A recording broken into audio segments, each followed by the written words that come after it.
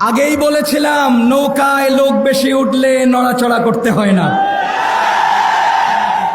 নৌকায় লোক বেশি উঠলে আল্লাহকে ডাকতে হয়, নিরিবিলি বসে থাকতে হয়।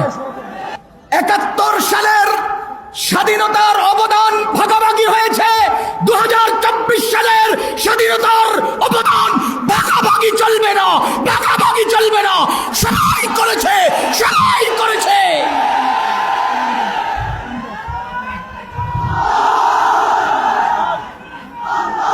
আমি শুধুমাত্র খুব সংক্ষেপে ৩টা কথা বলবো। ১ নাম্বার, ওয়াকালা ফিরআউন উতুনি বিকুল্লি সাহিরিন আলিম। ফিরআউন বলেছিল তোমাদের শিক্ষিত খেলোয়াড়দেরকে নিয়ে আসো, অথচ আওয়ামী লীগ সরকার সব অশিক্ষিত খেলোয়াড় দিয়ে খেলা শুরু করেছিল। ফিরআউনের সেই অশিক্ষিত খেলোয়াড়রা পারে নাই, তোদের অশিক্ষিত খেলোয়াড়রা পারবে কিভাবে? এজন্য দেশবাসীর কাছে স্পষ্টভাবে আমাদের আমন্ত্রণ, আমাদের আহ্বান, শুনে রাখবেন, কোন খেলা ইসলামের সাথে খেলা যায় না, দিনের সাথে খেলা যায় না, অত্যাচার দিয়ে খেলা যায় না, অহংকার দিয়ে খেলা যায় না, জুলুম দিয়ে খেলা যায় না। যা কেউ জুলুম অত্যাচারের খেলা শুরু করবেন আওয়ামী লীগের মতো, আপনারও পতন হবে, আপনাদেরও পতন হবে।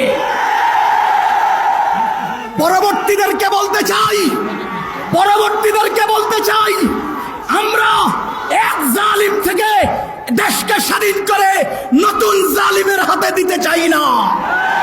এক জালিম থেকে দেশ স্বাধীন করে নতুন জালিমের হাতে দিতে চাই না। যে কেউ জুলুমের শিকার হবে, যে কেউ অত্যাচারী হয়ে দেখা দিবে, টুটি ছিঁড়ে ফেলা হবে। ৩ নম্বর কথা, দেশ নতুন ভাবে দাঁড়াচ্ছে। দেশ আমাদের সকলের।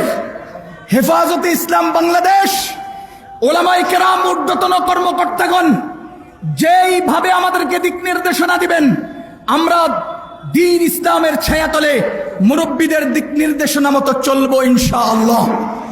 আল্লাহ হেফাজতে ইসলামকে কবুল করুন, সকলকে আল্লাহ তাআলা দ্বীনের জন্য কবুল করুন।